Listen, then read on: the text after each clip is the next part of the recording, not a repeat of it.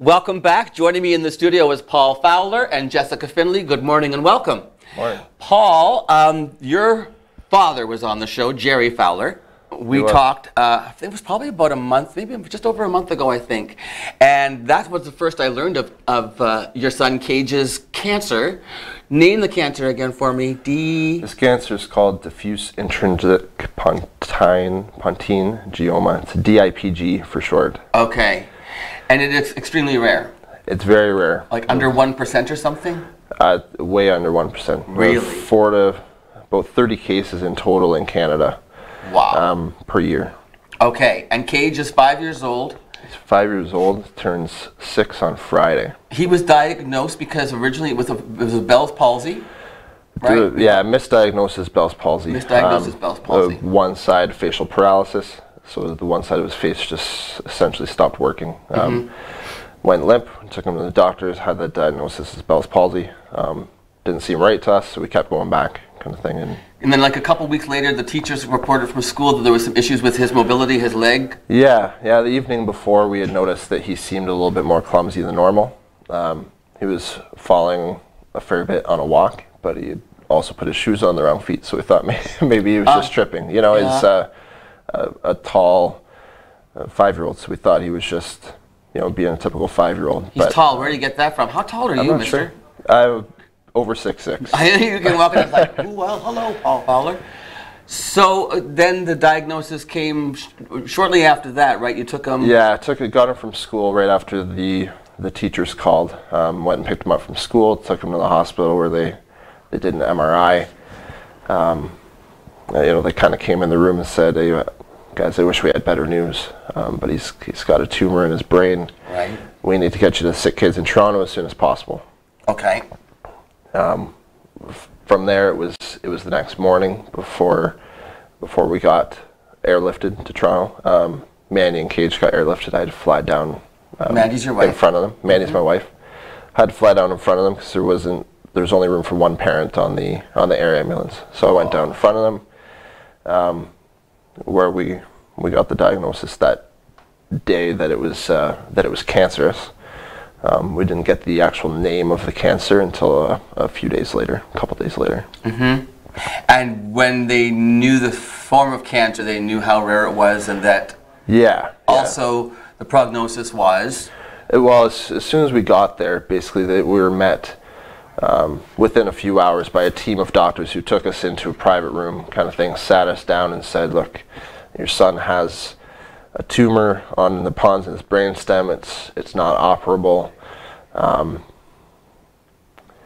Their wording, not mine, but basically they said 100% of children with this type of cancer don't make it. Right. So the focus for the family has been on surviving and life, right? Yeah, we've decided, Kayge is an incredible little boy. Yeah. He's decided, we've decided with him that he's not a statistic. There's always hope, and there's always got to be a first. Every disease that was considered terminal, there was always patient 0 that survived. Right. So we're holding out hope that Kayge will be that. So, Paul, there's a philosophy that I learned about projecting into the future, and that we don't know what's going to happen.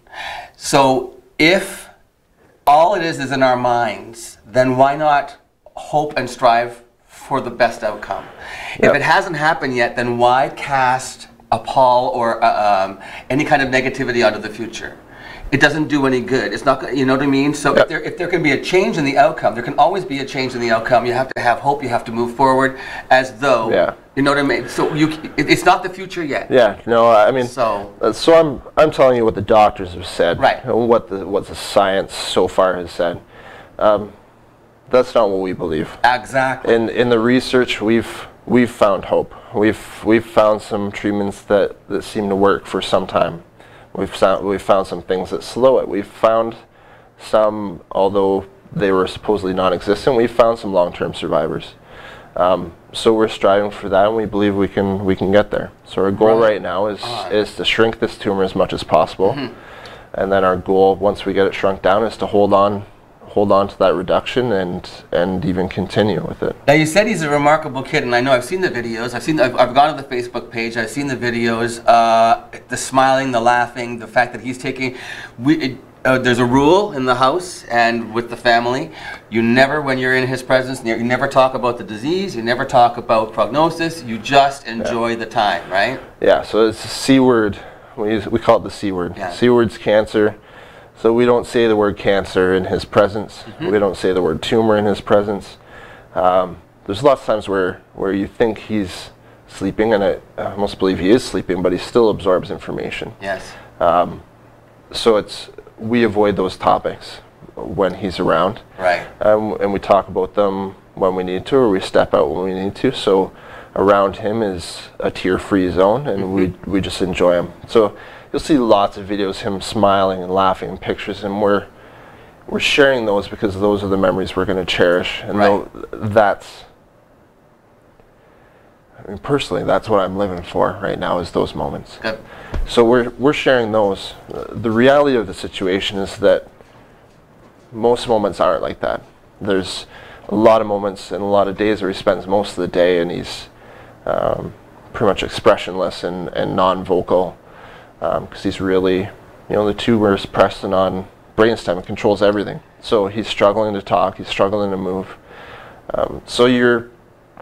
We haven't been sharing the bad times. We've only been sharing the good times, and that's on purpose. Yeah. So the only thing we don't want is we don't want people to think, oh, look at that, he's getting better. Yes, we're still seeing improvement. That doesn't mean he's getting healed. The need is still there. Right. That's what I'm saying. We're going to talk when we come back from break about Mexico, because this has been a development, and it sounds, from what you've told me, it sounds very interesting, and but so expensive. So that's when Jessica comes into the picture, and the folks at Duty Free, because we're going to help the community. The Sault Ste. Marie has been amazing already, and we continue to look to our friends and neighbors for support. We'll talk about how you can help, and we can celebrate Kayge's birthday together when we come back from this break. More with Luann and Tim right after this.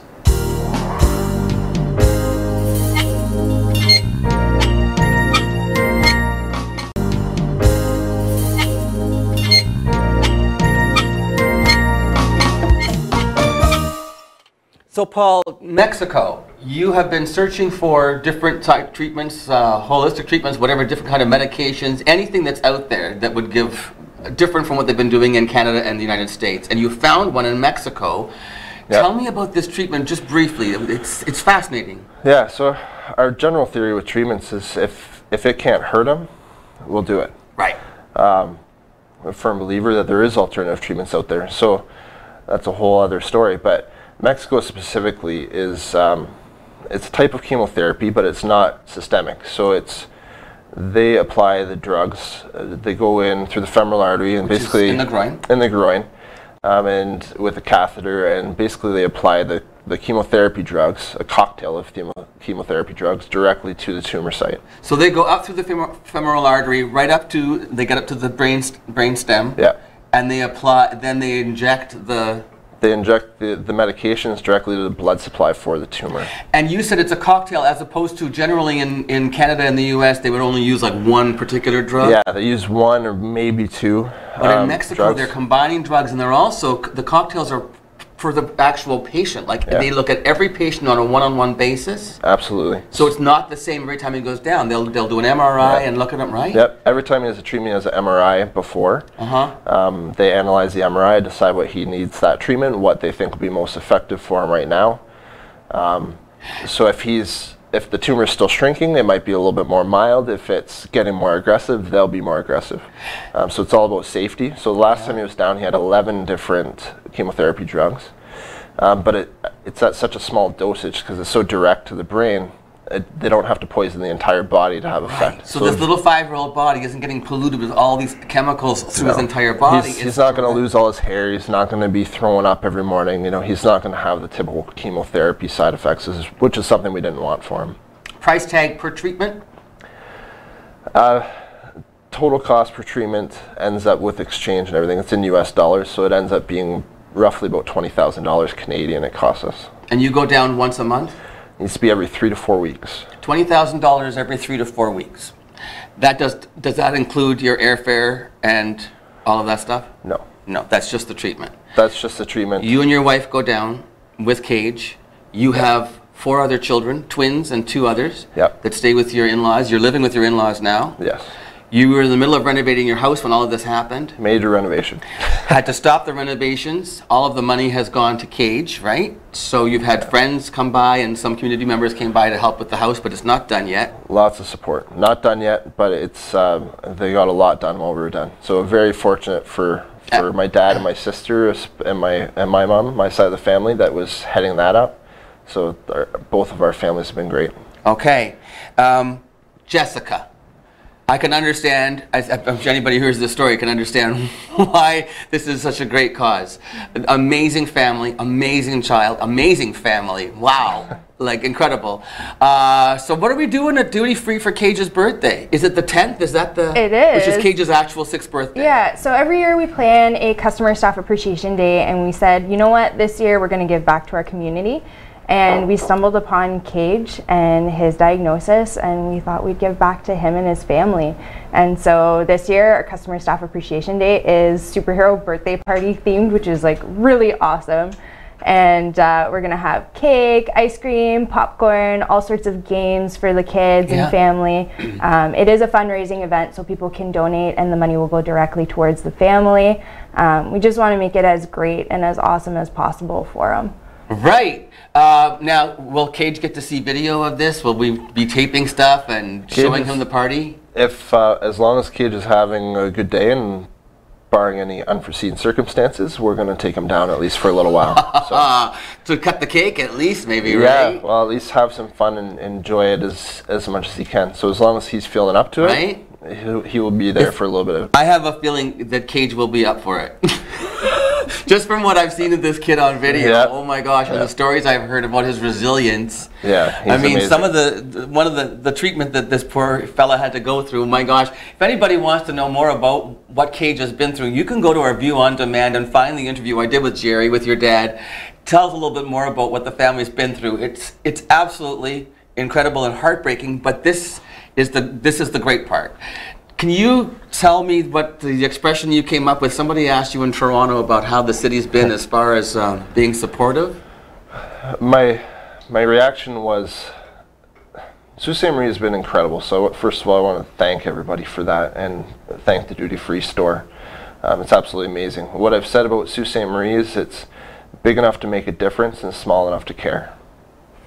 I don't think I need to say anything else with that. I think that we can show Paul and Kayge and Mandy, right? Mandy, my wife. And the rest of the family, and Jerry and the whole Fowler gang. And the other side, what's the other side of the family? Taberge. The Taberge, all right. We can show them that he's not wrong about Sault Ste. Marie and that we are small enough to care. So August the 10th, we're all going to go down to Duty Free.